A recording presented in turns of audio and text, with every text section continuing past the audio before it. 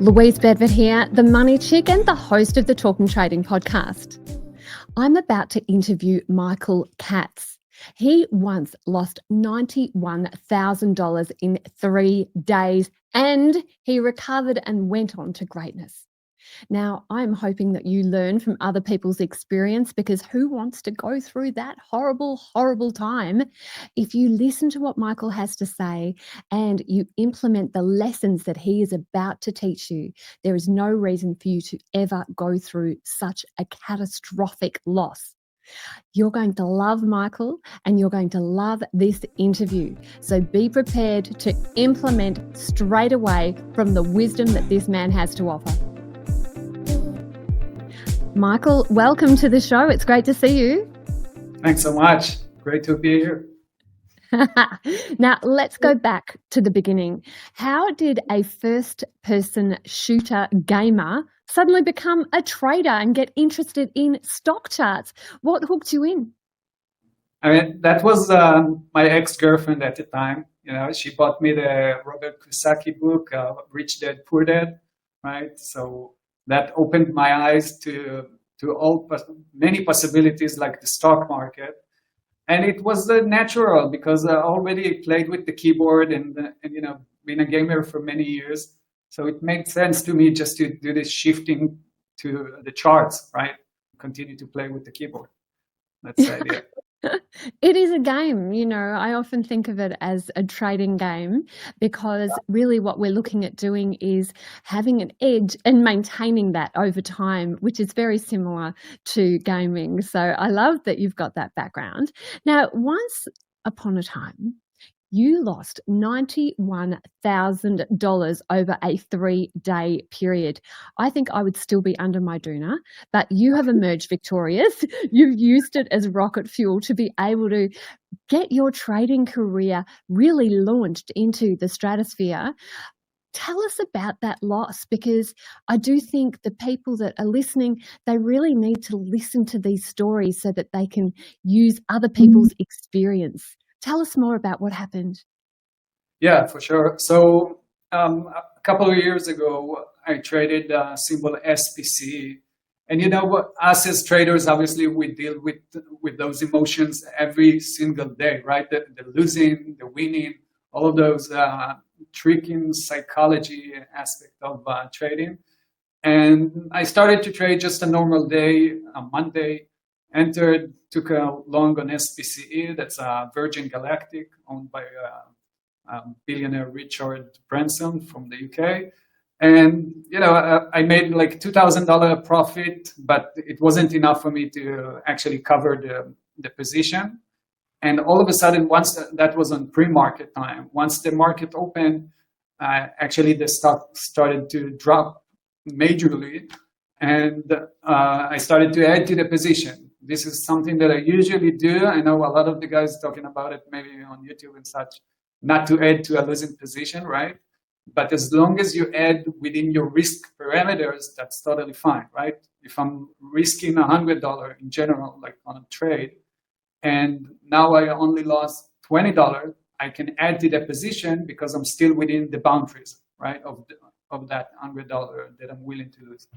So I added more to the position, and all of a sudden the stock is continuing to drop, and it was rough, right? Because you're watching the chart dropping. It's a 1-minute chart, right? So it's dropping, and the momentum is so aggressively to the downside. But for some reason, my ego, you can say, got into play, and you know, instead of covering that position, I added more. Getting out of my comfort zone, out of my risk parameter zone. And 2 hours later, I'm down 25K, right? When I used to lose like 10K, maybe 15 at the top at that time on one trade. And I'm adding more to the position. The broker took my buying power and lowered basically the leverage to 1 to 2 instead of 1 to 6. And that was an awful day for me. The next day, obviously, I didn't sleep at night. The next day, I started to trade, entering, closing some of the positions, entering more, like adding more to the position, trying to average down the position. But, you know, if you looked at that chart on those 3 days, every time the buyers came, they pushed the price by like 30 cents, 40 cents. And when the seller came back, they dropped it like almost $1, right? So it was a battle. It was a rough 3 days for me, for sure. Yeah.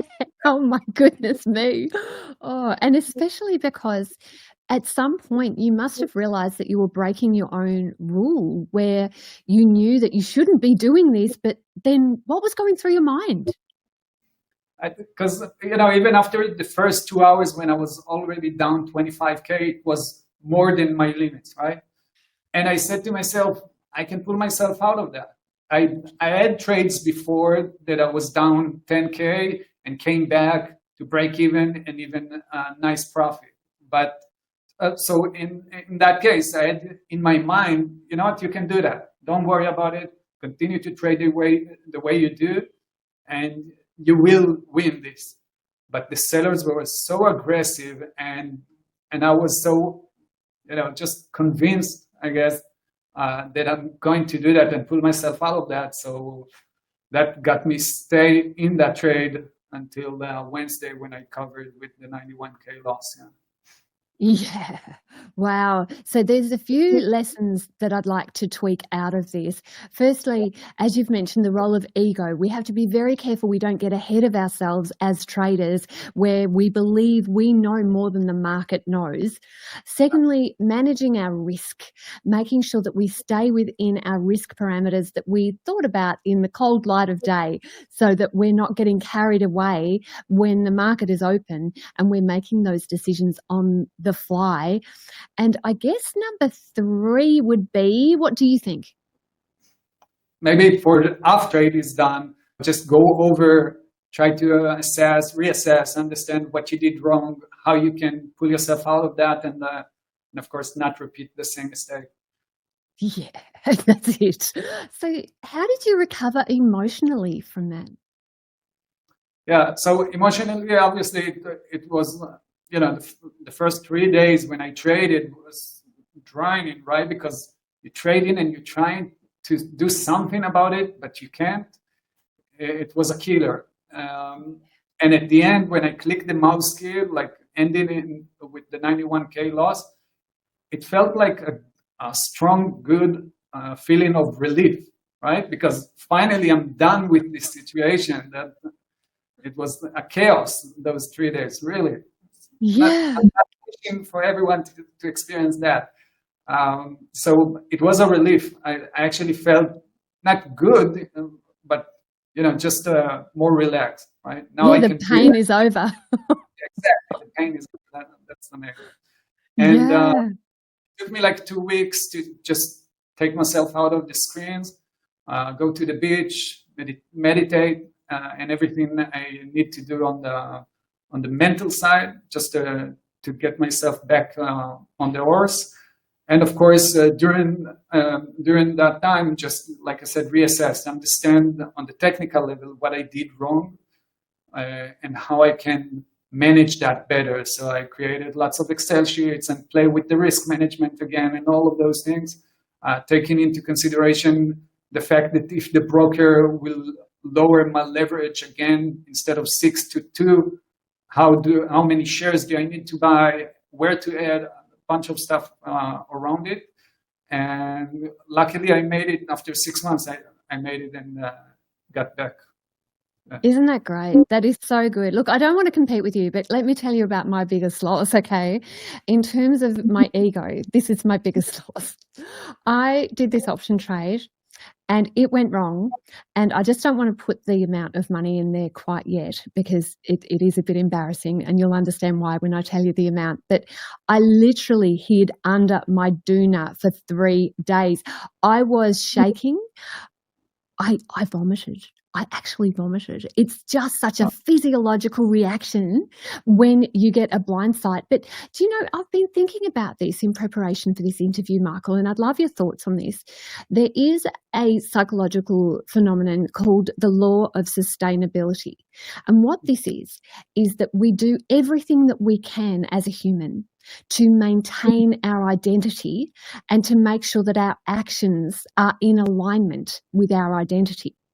Now, before I made that loss, I was so sure I had to be a full-time trader because I had a situation where I couldn't work anymore, and this had to be the way. For that loss to have actually taken the wind out of my sails, I think what it was an identity threat as much as the actual amount that I lost. So the amount that I lost, and this is the drum roll, I lost $238.40. Wow. Yes, less than $300. And it knocked me for a 6. And I'm just thinking, wow, you've lost 91,000. Tell me about how that impacted your identity. Because before everybody starts feeling too sorry for Michael, just know he has used this as a springboard, and he is now the CEO of Trade the Pool, which we're going to talk about more. But this must have really shaken you. Tell me more about the identity threat that this revealed, and how did you overcome that? Right. So, a few years ago, I was already pretty experienced. I can say, I've been trading for 17 years, right? So it happened like 7 years ago. I was already super profitable. I was the head of the traders in one of our local prop trading shop, basically here. So I was confident. This is why I was super confident in myself that I know what I'm doing and I can pull myself out of that. So, but the money wasn't really the main issue, like the 91K. This is why I love that you mentioned even less than $300 can make you stick to your stomach, right? 60 or something. So that's the concept. It's not the money. It's actually the feeling of, am I capable of doing better next time? What the others will think about me now? Because during that time I traded with my traders, like 70 traders, and everyone is looking up for me, right? I've been in the game for a long time. They're learning from me, and all of a sudden I'm doing everything the opposite to what I'm teaching them and telling them to do, right? So they're like, wait, why are you losing more than what you should lose, right? Why are you not closing that trade? And I'm saying, I can pull myself out of that. Look. And all of a sudden, I'm losing at the end of Wednesday, covering with a loss. So now I need to prove myself back again to them that I can pull myself out of that. And that was the gap, the identity gap here, because I knew that I'm a good trader, but now I need to prove it to the guys that watching every step of the things that I'm doing. How to recover. Maybe prove it to yourself as well. Yeah. Yeah. And I'm interested in hearing more about your specific trading. So you developed an LSD trading framework, which just sounds awesome. Tell me more about LSD. So the concept of what we come up with, a traded pool basically, is that the LSD represent low risk, right, at first. So traders, when they trade, and this is why I joined a prop firm, the local shop here at the beginning, and then opened a traded pool. Once you're risking a very low capital, then it's not about really the big money that you need to bring from home and work hard to save and all of that, right? For example, to trade with Trade Pool, you need to go through an evaluation phase, which can cost you $47. Now, if I'm risking $47 and trading with, or $100 and trading with 25K, I'm automatically, I got a skin in the game, the $100, but I'm not committed on that case when I need to bring a lot of money from home and I'm not feeling the same pain if I'm going to lose it, right? It's connected to the S in the LSD, which is someone else's money, right? When you're not trading your own capital, and this is a huge game changer in that regard, when you're trading someone else's money, you're detaching yourself from that aspect of money. Obviously, we all grew up with the money concept, right? Our parents taught us whatever it is. Some had rich parents, some didn't. And now that I'm trading someone else's money, I'm detaching myself completely, and I can focus on the logical aspect of trading, which is the technical, right? Is that the right setup? Am I executing correctly? I'm looking for the right strategy to work with, and all of those things. Comparing to when you're trading your own capital and you're losing, like you said, you're losing $200, and all of a sudden, what the hell is happening, right? So give me that again. What does the L stand for?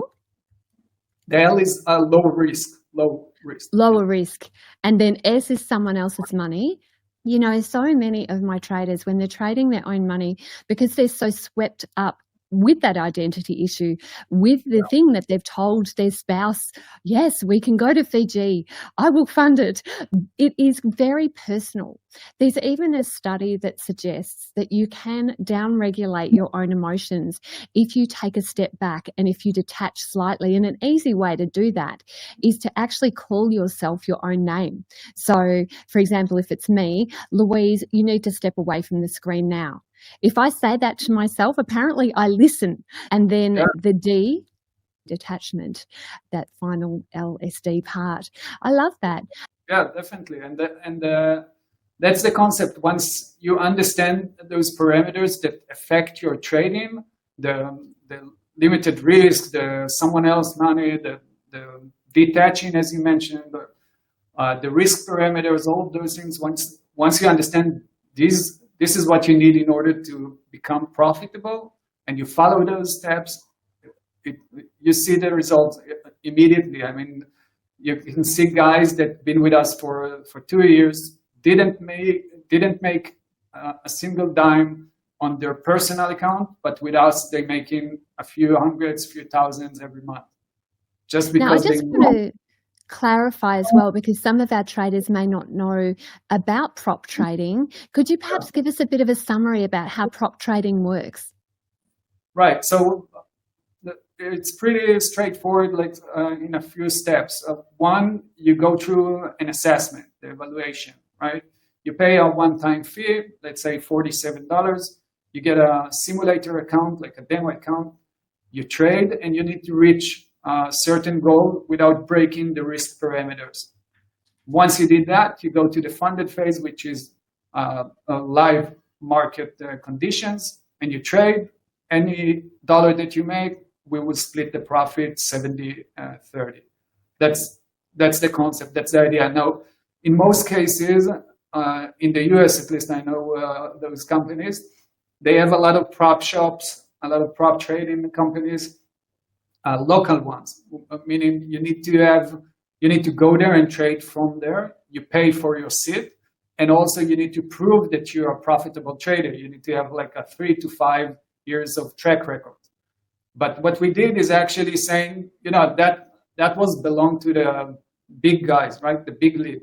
We can bring the same concept or hybrid that and bring it to everyone else. So we have guys from Australia, from the US, from Canada. We have guys from Brazil, from India, anywhere in the world. That you don't have to prove yourself now with 3 to 5 years. You go through the process, the assessment, the evaluation. Once you pass that, that's it. You're in. Make more sense to me. Yeah, I hear what you're saying here, because a lot of trading is rules-based. So having those clear rules is the thing that keeps you safe, not the amount of time in the market. As long as you're a good rule follower, you can do well. Although, Michael, I have to say, and I'm not meaning to be openly critical of your industry, but I've got some things going through my mind. So I want you to help me clear this up. One of the things I've struggled with prop trading firms before in my mind is that it just seems that they're forcing people to do short-term trades, day trading, trading the FX market, things that move hard and fast. I have my concerns with that. And one of the reasons why I wanted you on the show is because you're using stocks. Now, this seems to be a big deviation compared to what the rest of your industry is doing.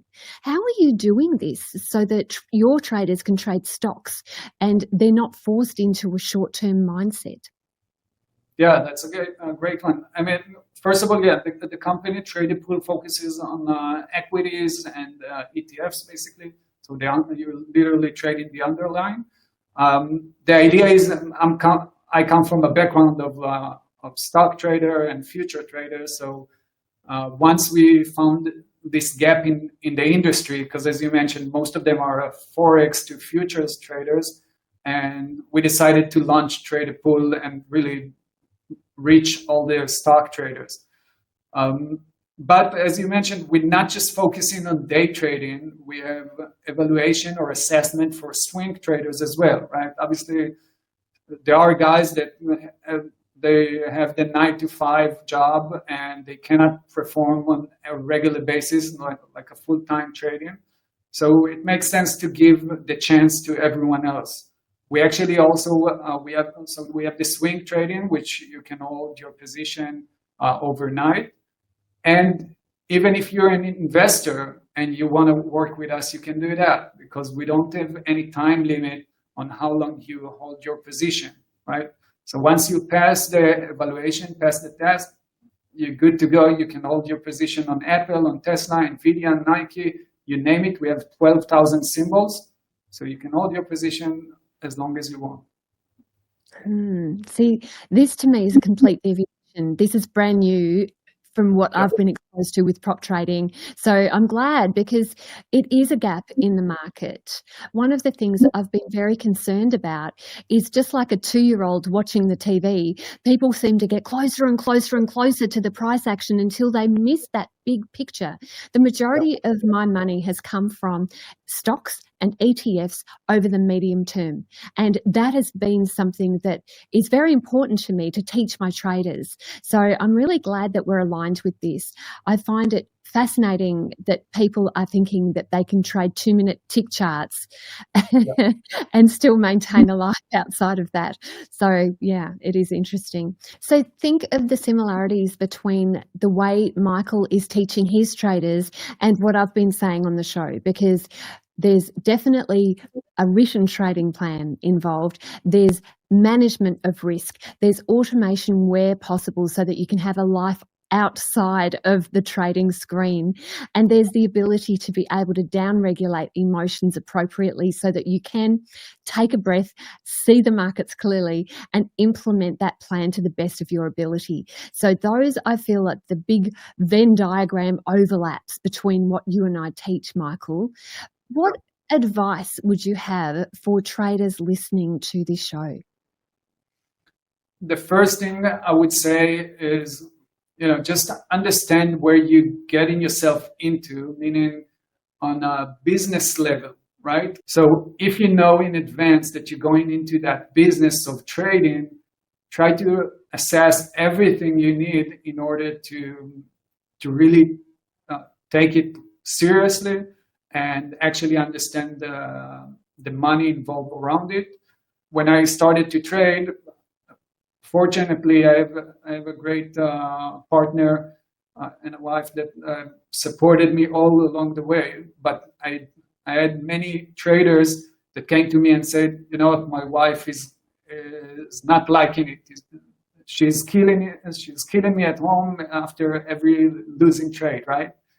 And if this guy would have talked to his wife or husband and said, you know what, I'm risking, this is what I'm investing in my business, $5,000, for example. And I'm willing to lose out of that 5,000, 30%, right? Everyone in the house, all the family knows right now that, okay, this is what I'm risking. I totally agree. And in fact, I teach my traders to create an if-then statement. So if I lose 25% or more of my trading equity, then I will stop entering new positions. I will follow my stops for the existing positions, and I will consult a higher authority. So somebody that can have my best interests at heart, but an understanding of the markets as well, because you can get out of sync with the market. So my parting question, Michael, how would your life be different if you hadn't have lost that 91,000? Wow, that's a great question. Um, you know, I don't know. I mean, I know what happened because I lost that money, right? I became the CEO of Trader Pool. That is the path. I lost the money. I understood what I need to do better, how to improve myself in my trading. I learned a lot when I was in that local prop shop here, and so that was the path that led me to this moment. If I didn't, I'm guessing I would have stay in the same local shop and traded for a few good years, and then I don't know, maybe a startup. So the person who is listening to this show that is nursing a loss and is starting to wonder whether trading is for them, listen to Michael's words. He turned that loss into a springboard. It was something that he could use for his future. You know, sometimes I think, Michael, we are in our own hallway and we think the only way out is that one door straight ahead of us. But if we just look to the left or the right, there is often another door. All we have to do is open that door. And sometimes being blocked from that straightforward ease, that idea that we never have anything go wrong in our life and that we'll go from point A to point B without any deviation, sometimes that is actually not the best way for us.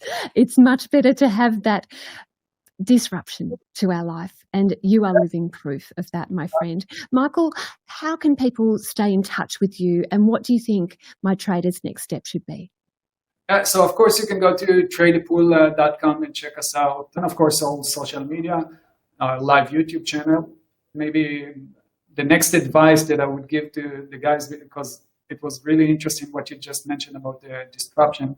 Yesterday I went to a Buddhism Zen experience, right? So a lady from Japan explained about the Buddhism, and she said you need to die a few times in life before you die like your biological die, right? The idea is the same as you said. You know, you need to go to disruptions in life in order to find the next step. So this is exactly what happened to me in the big loss, because only when I experienced that I had the next step to go. Otherwise, maybe I would have stayed there or something maybe not that interesting as being the CEO of Trader Pool. Oh, look, there's so much that comes to mind here, Michael. This is exactly what I needed to hear today, and I'm sure it will appeal to so many of our traders. Michael, thanks so much for being on the show. So until next week, happy trading.